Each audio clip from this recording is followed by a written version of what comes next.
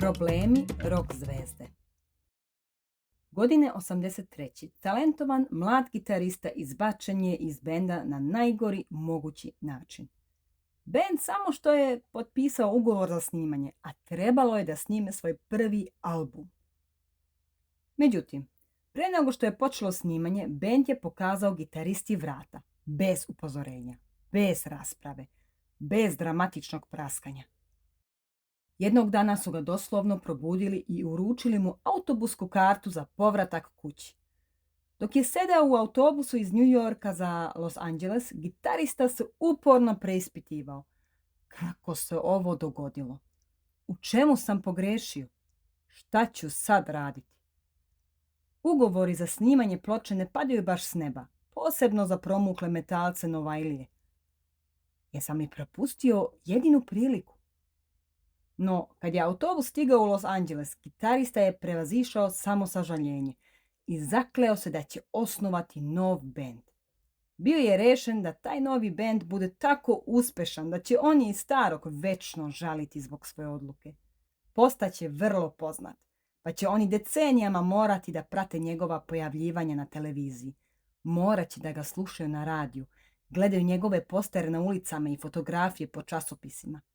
Oni će pak negde okretati hamburgere, puniti kombije posle bezvezne gaže u nekom klubu, debeli i pijani s ružnim ženama, a on će pržiti pred čitavom stadionom u direktnom televizijskom prenosu. Uživaće u suzama onih koji su ga izdali, a svaku tu suzu će pokriti po jedna glatka čista novčanica od $100. Tako je gitarista radio kao zaposednut muzičkim demonom. Mesecima je rekrutovao najbolje muzičare koje je našao, daleko bolje muzičare od bivših kolega iz benda. Pisao je desetine pesama i pobožno vežbao. Gnev koji je u njemu kipteo podgrevao je ambiciju. Osveta mu je postala muza.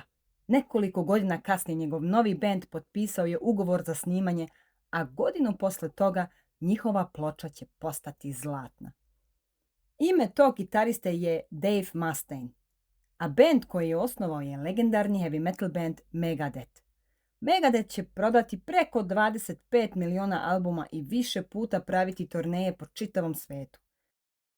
Danas se Mustaine smatra jednim od najsjajnijih i najuticajnijih muzičara u istoriji heavy metal muzike. Nažalost, bend iz kog su ga isterali bio je Metallica, koja je prodala 180 miliona albuma po celom svetu. Metallicu mnogi smatraju jednim od najvećih rock bendova svih vremena. Upravo zbog toga je 2003. u jednom od retkih iskrenih intervjua Mustaine u suzama priznao kako i dalje ne može da se otrgne utisku da je podbacio. Uprkos svemu što je postigao, zauvek će sebe smatrati momkom koji je izbačen iz Metallike. Mi smo majmuni. Svi mislimo da smo prefinjeni sa svojim toster rernama i firmiranom obućom, a zapravo smo gomila lepo ukrašenih majmuna. A zbog toga što smo majmuni, instinktivno merimo sebe prema drugima i takmičimo se za status. Ne treba se pitati da li procenjujemo sebe u odnosu na druge, već kojim standardom merimo sebe. Shvatao to ili ne, Dave Mustaine je odlučio da sebe meri prema tome da li je uspješniji i popularniji od Metallike. To što je doživeo da ga bivši bend izbaci bilo je tako bolno da je prihvatio uspeh u odnosu na Metalliku, kao mernu metodu kojom će vrednovati sebe i svoju muzičku karijeru. Pored toga što je Mustaine pošao od užasnog događaja u životu i od toga napravio nešto pozitivno, osnivajući Megadeth, to što je rešio da se drži Metallikinog uspeha kao merne metode koja će mu odrediti život, bolelo ga je i decenijama kasnije. Uprkos novcu, obožavaocima i hvali, ipak je sebe smatrao neuspešnim. Sad bismo mi mogli da gledamo Mustainovu situaciju i smejemo se. Evo čoveka s milionima dolara, stotinama hiljada vernih obožavalaca, karijerom u kojom se bavio onim što najviše voli, a opet sav se rastuži što su njegovi ortaci rokeri od pre 20 godina daleko poznatiji od njega. To je stoga što mi imamo drugačije vrednosti od Mustaina i što sebe odmeravamo drugačijom mernom metodom. Naše merne metode su verovatno sličnije onom neću da radim posao za šefa kog mrzim ili Voleo bih da zaradim dovoljno novca da pošaljem dete u dobru školu. Ili bit ću srećna ako se ne probudim u slivniku. Prema tim mernim metodama Mustaine je mahnito, nezamislivo uspešan. Ali prema svojoj mernoj metodi, budi popularniji i uspešniji od Metalike, on je neuspeo. Naše vrednosti određuju merne metode kojima merimo sebe i sve ostale. Onodina vrednost odanosti Japanskom carstvu održala ga je na Lubangu gotovo 30 godina. Ipak, zbog iste te vrednosti osjećao se loše kad se vratio u Japan. Mustaineova merna metoda da bude bolji od Metalike verovatno mu je pomogla da ostvari neverovatno uspešnu karijeru muzičara, no ista ta merna metoda kasnije ga je mučila uprkos uspehu. Želite li da promenite način na koji sagledavate svoje probleme? Morate promeniti ono što vrednujete ili kako merite neuspeh ili uspeh. Kao primjer, hajde da pogledamo još jednog muzičara koji je izbačen iz drugog benda. Njegova priča ima jezivo sličan odjek priči Davea Mustainea, mada se dogodila 2 decenije ranije. Bila je 62. i digla se prašina oko novog benda iz Liverpoola u Engleskoj. Članovi benda su imali čudne frizure i još čudnije ime, ali muzika im je bila neosporno dobra, pa ih je muzička industrija konačno primetila. Bili su tu John, glavni pevač i kompozitor, Paul, romantični basista dečačkog lica, George, buntovni glavni gitarista, a bio je tu i bubnjar. Smatran je najzgodnijim od njih. Devojke su ludele za njim. A i po časopisima se prvo pojavljivalo njegovo lice. Bio je i najprofesionalniji član grupe. Nije se drogirao. Imao je stalnu devojku, bilo je čak i ozbiljnih ljudi koji su smatrali da bi on trebalo da bude glavno lice benda, a ne John ili Paul. Zvao se Pete Best, a 62.